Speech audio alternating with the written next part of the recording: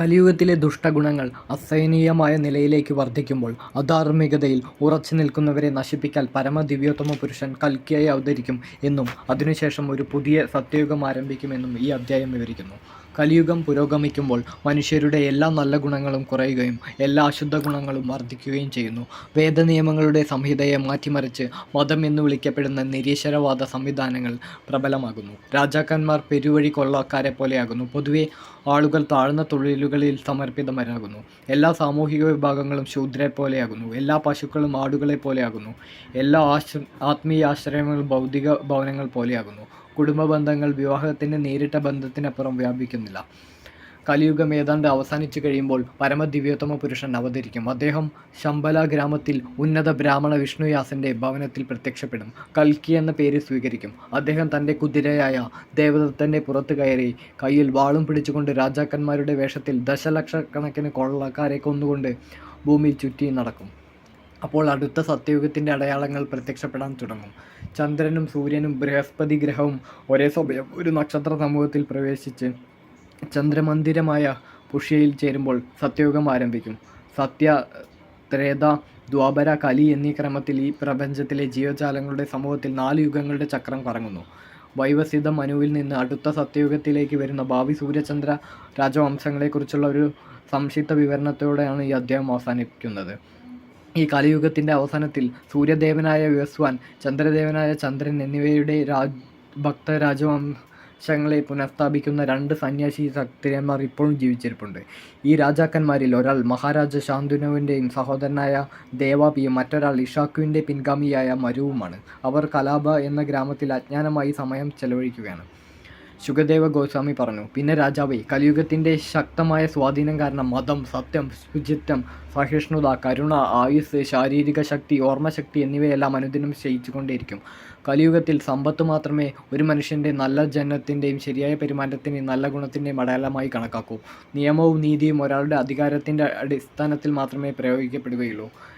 ഉപരിവിപ്ലവമായ ആകർഷണം കൊണ്ട് മാത്രം പുരുഷന്മാരും സ്ത്രീയും ഒരുമിച്ച് ജീവിക്കും. ബിസിനസ്സിലെ വിജയം വഞ്ചനയെ ആശ്രയിച്ചിരിക്കും. ലൈംഗികത്തിലുള്ള ഒരാളുടെ വൈവിധ്യത്തിനനുസരിച്ച് സ്ത്രീത്വവും പുരുഷത്വവും വിലയിരുത്തപ്പെടും.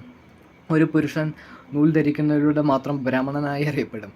ബാഹ്യ ചിഹ്നങ്ങൾക്കനുസരിച്ച് മാത്രമേ ഒരാൾ വ്യക്തിയുടെ ആത്മീയ സ്ഥാനം നിർണ്ണയിക്കപ്പെടുന്നുള്ളൂ. അതേ അടിസ്ഥാനത്തിൽ ആളുകൾ ഒരു ആത്മീയ ക്രമത്തിൽ നിന്നും മറ്റൊന്നിലേക്ക് മാറും. ഒരു വ്യക്തിക്ക് നല്ല വരുമാനം ലഭിക്കുന്നില്ലെങ്കിൽ അയാളുടെ ഔചിത്യം ഗൗരവമായി ചോദ്യം ചെയ്യപ്പെടും. വാക്കുകൾ കൊണ്ട് തന്ത്രപരമായി കാര്യങ്ങൾ കൈകാര്യം ചെയ്യുന്നതിൽ വളരെ സമർത്ഥനായ ഒരാളെ പണ്ഡിതനായി കണക്കാക്കും. പണമില്ലെങ്കിൽ ഒരു വ്യക്തിയെ അശുദ്ധനായി കണക്കാക്കും. കാപട്യം പുണ്യമായി അംഗീകരിക്കപ്പെടും. വിവാഹം വാക്കാലുള്ള ഉടമ്പടിയിൽ മാത്രമേ ക്രമീകരിക്കൂ. കുളിച്ചാൽ മാത്രം പൊതുസ്ഥലത്ത് പ്രത്യക്ഷപ്പെടാൻ താൻ യോഗ്യനായെന്ന് ഒരാൾ കണക്കാക്കും.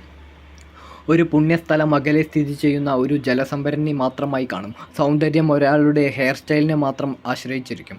വയറ് നിറയ്ക്കുക എന്നത് ജീവിതത്തിലെ ലക്ഷ്യമായി മാറും. ധൈര്യശാലിയായ ഒരാളെ സത്യസന്ധനായി അംഗീകരിക്കും. കുടുംബം നിലനിർത്താൻ കഴിയുന്ന വിദഗ്ധനായി കണക്കാക്കും.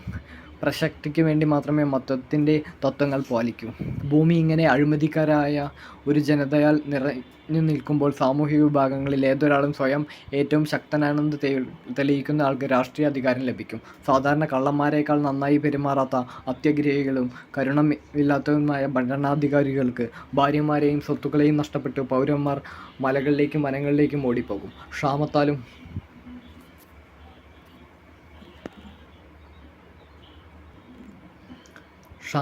അമിതമായ നികുതിയാലും ബുദ്ധിമുട്ടുന്ന ആളുകൾ ഇലകൾ, വേരുകൾ, മാംസം, കാട്ടുതേൻ, പഴങ്ങൾ, പൂക്കൾ, വിത്തുകൾ എന്നിവ ഭക്ഷിക്കാൻ തുടങ്ങും. വരൾച്ചയാൽ അവർ പൂർണ്ണമായും നശിച്ചു പോകും. തണുപ്പ്, കാറ്റ്, ചൂട്, മഴ, മഞ്ഞ് എന്നിവയാൽ പൗരന്മാർ വളരെയധികം കഷ്ടപ്പെടും. കലഹങ്ങൾ, വിശപ്പ്, ദാഹം, രോഗം, കഠിനമായ ഉത്കണ്ഠ എന്നിവയാൽ അവർ കൂടുതൽ പീഡിക്കപ്പെടും. കലിയുഗത്തിൽ മനുഷ്യന്മാരുടെ പരമാവധി ആയുസ് 50 വർഷമാകും. കലിയുഗം അവസാനിക്കുമ്പോഴേക്കും എല്ലാ ജീവജാലങ്ങളുടെ ശരീരത്തിൻ്റെ വലുപ്പത്തിൽ വളരെ കുറയും. വർണ്ണാശ്രമ അനുയായികളുടെ മതതത്വങ്ങൾ നശിപ്പിക്കപ്പെടും. വേദങ്ങളുടെ പാത മനുഷ്യ സമൂഹത്തിൽ പൂർണ്ണമായും മറക്കപ്പെടും. മതം എന്ന് വിളിക്കപ്പെടുന്ന ആൾക്കാർക്കും നിരീശ്വരവാദികളായിരിക്കും. രാജാക്കന്മാർ കൂടുതലും കള്ളന്മാരായിരിക്കും. മനുഷ്യരുടെ തൊഴിലുകൾ മോഷണം, കള്ളം, അനാവശ്യ ആക്രമണം എന്നിവയായിരിക്കും. എല്ലാ സാമൂഹിക വിഭാഗങ്ങളും ശൂദ്രയുടെ ഏറ്റവും താഴ്ന്ന നിലയിലേക്ക് താഴ്ത്താത്തപ്പെടും. പശുക്കൾ ആടുകളെ പോലെ ഇരിക്കും. ആത്മീയ ആശ്രയങ്ങൾ ലൗകിക വീടുകളിൽ നിന്നും വ്യത്യസ്തമായിരിക്കില്ല. കുടുംബ ബന്ധനങ്ങൾ വിവാഹത്തിൻ്റെ അടുത്ത ബന്ധങ്ങൾക്കപ്പുറത്തേക്ക് വ്യാപിക്കില്ല.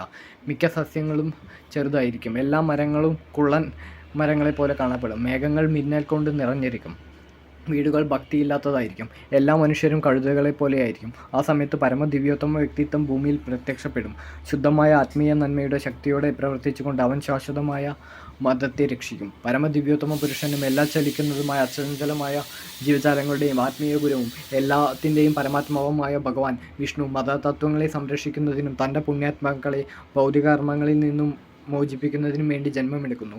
ശമ്പല ഗ്രാമത്തിലെ ഏറ്റവും പ്രബുദ്ധനായ ബ്രാഹ്മണനും മഹാത്മാവുമായ വിഷ്ണുയാശാൻ്റെ ഭവനത്തിൽ ഭഗവാൻ കൽക്കി പ്രത്യക്ഷപ്പെടും. പ്രപഞ്ചനാഥനായ ഭഗവാൻ കൽക്കി തൻ്റെ വേഗതയേറിയ കുതിര ദേവദത്തൻ്റെ പുറത്ത് കയറി കയ്യിൽ വളയുമായി തൻ്റെ 8 നിഗൂഢ വിഭൂതികളും 8 പ്രത്യേക ദിവ്യഗുണങ്ങളും പ്രകടിപ്പിച്ചുകൊണ്ട് ഭൂമിയിൽ സഞ്ചരിക്കും. തൻ്റെ അതുല്യമായ തേജസ് പ്രകടിപ്പിച്ചും അതിവേഗത്തിൽ വാഹനമോടിച്ചും രാജാക്കന്മാരായി വേഷം ധരിച്ച കള്ളന്മാരെ ദശലക്ഷക്കണക്കിന് പേരെ കൊല്ലും. എല്ലാ കപട രാജാക്കന്മാരും കൊല്ലപ്പെട്ടു കഴിഞ്ഞാൽ നഗരത്തിലെയും പട്ടണത്തിലെയും നിവാസികൾ ഭഗവാൻ വാസുദേവൻ്റെ ചന്ദനക്കുടത്തിൻ്റെയും മറ്റും അലങ്കാരത്തിൻ്റെ ഏറ്റവും പവിത്രമായ സുഗന്ധം വഹിക്കുന്ന കാറ്റിനെ അനുഭവിക്കുകയും അതുവഴി അവരുടെ മനസ്സുകൾ അതീന്ദ്രിയമായി ശുദ്ധമാകുകയും ചെയ്യും. പരമദിവ്യോത്തമ പുരുഷനായ ഭഗവാൻ വാസുദേവൻ തൻ്റെ അതീന്ദ്രിയമായ നന്മയുടെ രൂപത്തിൽ അവരുടെ ഹൃദയങ്ങളിൽ പ്രത്യക്ഷപ്പെടുമ്പോൾ ശേഷിക്കുന്ന പൗരന്മാർ ഭൂമിയെ സമൃദ്ധമായി നിറയ്ക്കും. പരമപുരുഷൻ മതപാലകനായ കൽക്കിയായി ഭൂമിയിൽ അവതരിപ്പിക്കുമ്പോൾ സത്യയുഗം ആരംഭിക്കും. മനുഷ്യ സമൂഹം സദ്ഗുണത്തിൽ സന്താനങ്ങളെ ജനിപ്പിക്കും. ചന്ദ്രനും സൂര്യനും ബൃഹസ്പതിയും കർക്കടക നക്ഷത്ര സമൂഹത്തിൽ ഒരുമിച്ച് നിൽക്കുകയും മൂന്നും ഒരേ സമയം ചന്ദ്രഭവനമായ പുഷ്യയിൽ പ്രവേശിക്കുകയും ചെയ്യും. ആ കൃത്യനിമിഷം സത്യയുഗം അഥവാ കൃതയുഗം ആരംഭിക്കും. ഇങ്ങനെയാണ് സൂര്യചന്ദ്ര രാജവംശങ്ങളിലെ ഭൂതകാല വർത്തമാന ഭാവി കാല രാജാക്കന്മാരെല്ലാം ഞാൻ വിവരിച്ചത്. നിന്റെ ജനനം മുതൽ നന്ദരാജാവിൻ്റെ കിരീടധാരണം വരെ 1150 വർഷങ്ങൾ കടന്നു പോകും. 7 മഹർഷിമാരുടെ നക്ഷത്ര സമൂഹത്തിൽ ഉൾപ്പെടുന്ന 7 നക്ഷത്രങ്ങളിൽ പുലഹയും ക്രതുവുമാണത്. രാത്രി ആകാശത്ത് ആദ്യം ഉദിക്കുന്നത് വടക്കും തെക്കും ദിശയിലുള്ള ഒരു രേഖ അവയുടെ മധ്യബിന്ദുവിലൂടെ വരയ്ക്കുകയാണെങ്കിൽ ഈ രേഖ ഏത് ചന്ദ്രമാളികയിലൂടെ കടന്നു പോകുന്നുവോ അത് ആ സമയത്തെ നക്ഷത്ര സമൂഹത്തെ ഭരണ നക്ഷത്ര ചിഹ്നമായി പറയപ്പെടുന്നു. 7 മഹർഷിമാർ ആ പ്രത്യേക ചന്ദ്രമാളികയുമായി 100 മനുഷ്യവർഷത്തേക്ക് ബന്ധപ്പെട്ടിരിക്കും. നിലവിൽ നിങ്ങളുടെ ജീവിതകാലത്തേക്ക് അവർ മാഘ എന്നറിയപ്പെടുന്ന നക്ഷത്രത്തിലാണ് സ്ഥിതി ചെയ്യുന്നത്. പരമപുരുഷനായ വിഷ്ണു സൂര്യനെ പോലെ തേജസ്സുള്ളവനും കൃഷ്ണൻ എന്നറിയപ്പെടുന്നവനുമാണ്. അദ്ദേഹം ആത്മീയ ആകാശത്തേക്ക് മടങ്ങിയപ്പോൾ കലി ഈ ലോകത്തേക്ക് വന്നു. തുടർന്ന് ആളുകൾ പാപപ്രവർത്തനത്തിൽ ആനന്ദം അനുഭവിക്കാൻ തുടങ്ങി. ഭാഗ്യദേവിയുടെ ഭർത്താവായ ശ്രീകൃഷ്ണൻ തൻ്റെ താമരപ്പൂക്കൾ കൊണ്ട് ഭൂമിയെ സ്പർശിച്ചിടത്തോളം കലിക്ക് ഈ ഗ്രഹത്തെ കീഴടക്കാൻ ശക്തിയില്ലായിരുന്നു. 7 ഋഷിമാരുടെ നക്ഷത്ര സമൂഹം ചന്ദ്രഭവനമായ മകയിലൂടെ കടന്നു പോകുമ്പോൾ കലിയുഗം ആരംഭിക്കുന്നു. അതിൽ ദേവന്മാരുടെ 1200 വർഷങ്ങൾ ഉൾപ്പെടുന്നു. സപ്തർഷി നക്ഷത്ര സമൂഹത്തിലെ